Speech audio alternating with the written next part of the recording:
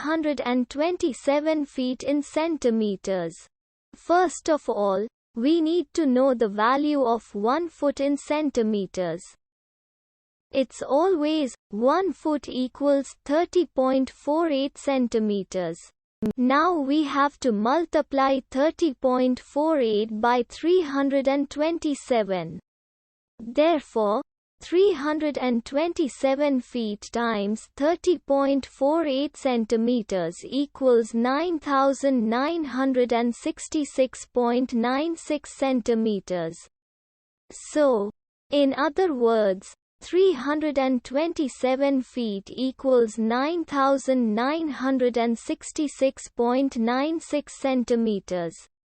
We hope you have enjoyed this video. Please like and subscribe to our channel for more videos like this.